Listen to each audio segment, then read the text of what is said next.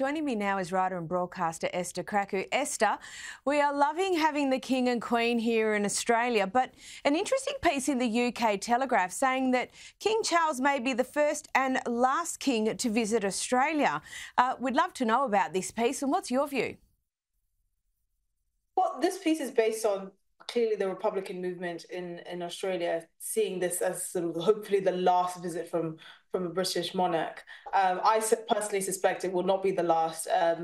Actually, Prince William's popularity is even higher than that of his father, and I suspect the throne is in good hands, being handed over to him. But it's just part of this sort of wave of republicanism whenever the monarchy goes to visit many other parts of the empire.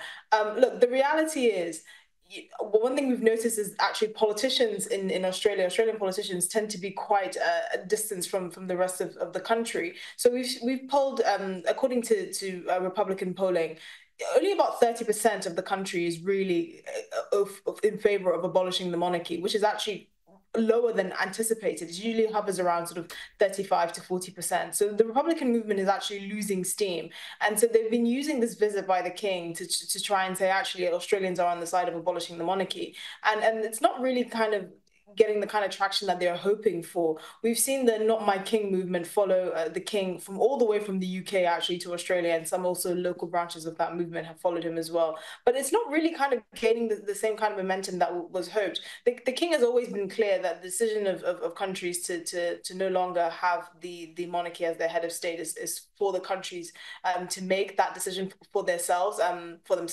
You know, Prince William has said the same thing as well. And it's this kind of openness and willingness to just allow countries to make these decisions for themselves that really kind of sets a different tone with the royal family. It's not seen as an imposition rather than kind of a historical inheritance. And these are the kinds of things that people are actually taking notice of. And so now what we're seeing is a split between the politicians, who are quite obviously Republican and make no qualms about it, and have actually in many ways snubbed the king when he first arrived, and the rest of the country that are saying, actually, we'd kind of like to keep this. Now, obviously, we have to wait and see what will happen in the next 10 to 15 years as significant demographic changes in countries like Australia potentially change the public's attitude towards maintaining the royal family and the monarchy. But so far, it seems like more of the public is on side than not. And it won't come as any surprise to you, Esther, that Australians are more interested in domestic economic issues than they are in something nebulous like republicanism. But in the lead up to this tour, Charles had been urged to return Indigenous artefacts held in British museums. It's not the first time we've heard this sort of issue. What's the precise issue here?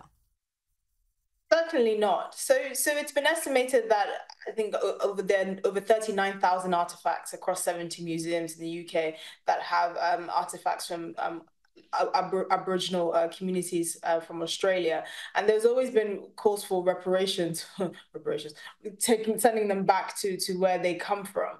Now, the argument around sort of sending back artifacts from museums to where they come from is an interesting one, because it doesn't really understand the context to which they get there, and actually how the public can benefit from having them in these museums, instead of having to travel to the places where they originate from to be able to enjoy that and understand the history behind them and all of that.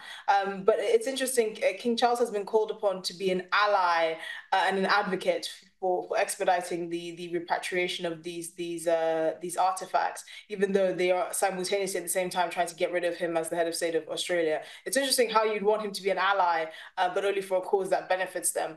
But you know, the whole argument around sort of artifacts being returned is quite an interesting one. You see that for many countries as well in sub-Saharan Africa that want or governments from those countries that want some historical artifacts returned, but they actually don't hold as much significance when they return there, because the only people that get access to them are the people that either travel to those countries or are from there. You know, you educate people better about the history of not only the where these things come from, but the relations between the two countries that have those artifacts, by having them in countries where they have now ended up. And it's quite an interesting debate. It seems more of kind of like a gotcha moment, more than actually just wanting to educate people about history and having a neutral factual view of what actually happened. But it's quite interesting that King Charles is being called to spearhead this. He's seen as useful in one way, but not in the other way. And it's quite ironic, actually.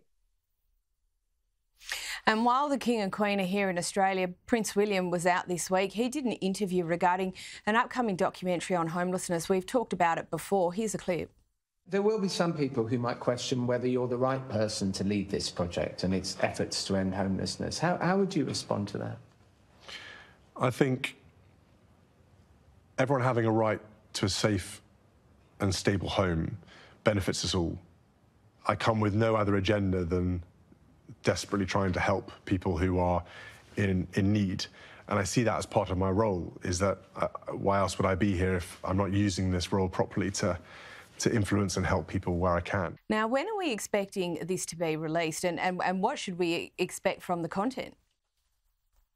So this documentary that he's done is part of his program called Homewards, which is a 5-year, very ambitious initiative to try and end homelessness in the UK. And the Prince has been very clear that this is something that he's very passionate about. He's already funded many projects across many parts of the British coastline to try and fund housing projects to end homelessness. Obviously, this is a really complex issue to tackle because in tackling homelessness, you also have to tackle mental health issues, addiction, and all the lack of social housing in Britain. But it's quite a stark contrast to how the politics of homelessness is discussed in the UK. I mean, there's one of the bigger controversies is the fact that you have people coming across illegally to Britain across the Channel on small boats that are being put up in hotels to the tune of millions of pounds a day, while you have a growing homeless population in Britain. And I think by Prince William kind of looking at this from sort of a non-toxic perspective and just saying, look, it's a public benefit to have people in safe housing, and it has